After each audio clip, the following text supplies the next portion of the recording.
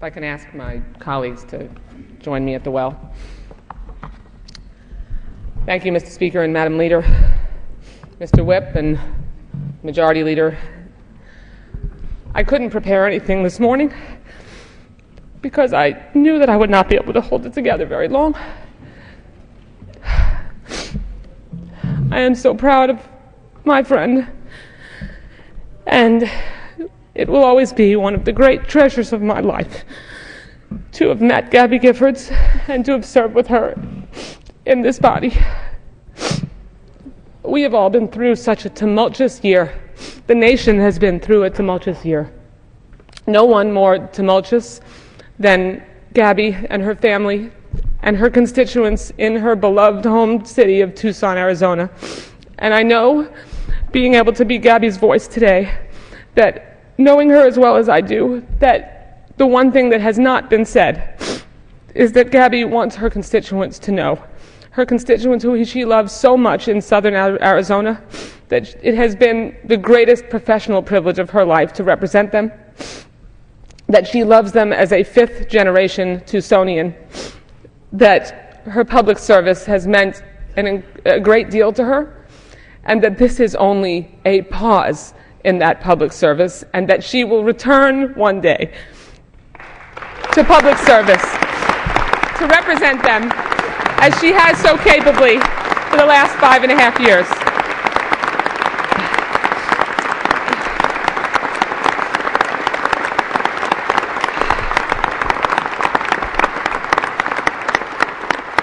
And let me just say, a point of personal privilege, that for the last year, it has been one of the honors of my life, and the most important thing to remember, that no matter what we argue about here on this floor or in this country, there is nothing more important than family and friendship.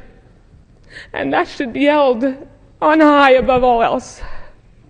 And I will always carry that in my heart. And even though I know we won't see each other every day,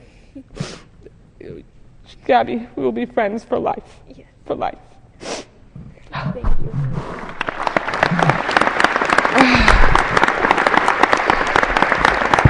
I'm so sorry. It's my privilege to read this letter on behalf of Gabby and her family and her constituents. January 25th, 2012, the Honorable John Boehner, Speaker of the House of Representatives.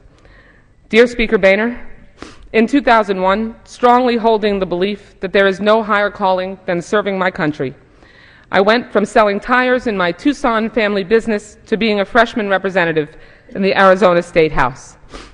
And for 10 years, I served in the Arizona legislature, in the United States Congress, and after marrying Mark, as a proud military spouse. Always I fought for what I thought was right, but never did I question the character of those with whom I disagreed. Never did I let pass an opportunity to join hands with someone just because he or she held different ideals. In public service, I found a venue for my pursuit of a stronger America by ensuring the safety and security of all Americans, by producing clean energy here at home instead of importing oil from abroad, and by honoring our brave men and women in uniform with the benefits they earned. I found a way to care for others. And in the past year, I have found a value that is unbreakable even by the most vicious of attacks. The tragic January 8th shooting in Tucson took the lives of 6 beautiful Americans and wounded 13 others, me included. I'm sorry. Not a day goes by that I don't feel grief for the lives lost and so many others torn apart. Christina Taylor Greene, Dorothy Morris, John Roll, Phyllis Schneck, Dorwin Stoddard, and Gabe Zimmerman embodied the best of America. Each in their own way, they committed their lives to serving their families, community, and country, and they died performing a basic but important act of citizenship that's at the heart of our greatness as a nation. They will be remembered always by their country and by their Congress. I don't remember much from that terrible day, but I have never forgotten my constituents, my colleagues, or the millions of Americans with whom I share great hopes for this nation. To all of them, thank you for your prayers, your cards, your well wishes, and your support. And even as I have worked to regain my speech, thank you for your faith in my ability to be your voice. The only way I ever served my district in Congress was by giving 100%. I would add it's 150. This past year, that's what I have given to my recovery. Thank you for your patience. From my first steps and first words after being shot to my current physical and speech therapy, I have given all of myself to being able to walk back onto the House floor this year to represent Arizona's 8th congressional district. However, today I know that now is not the time. I have more work to do on my recovery before I can again serve in elected office. This past year, my colleagues and staff have worked to make sure my constituents were represented in Congress. But if I can't return, my district deserves to elect a U.S. representative who can give 100% to the job now. For that reason, I have submitted the attached letter of resignation to Arizona Governor Jan Brewer. Amid all that was lost on January 8th, there was also hope and faith. This past year, it is what I have often clung to. Hope that our government can represent the best of a nation, not the worst. Faith that Americans working together in their communities, in our Congress, can succeed without qualification.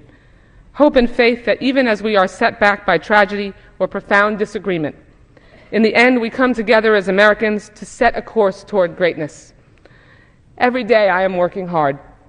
I will recover and will return, and we will work together again for Arizona and for all Americans. Sincerely, Gabby Giffords, Member of Congress.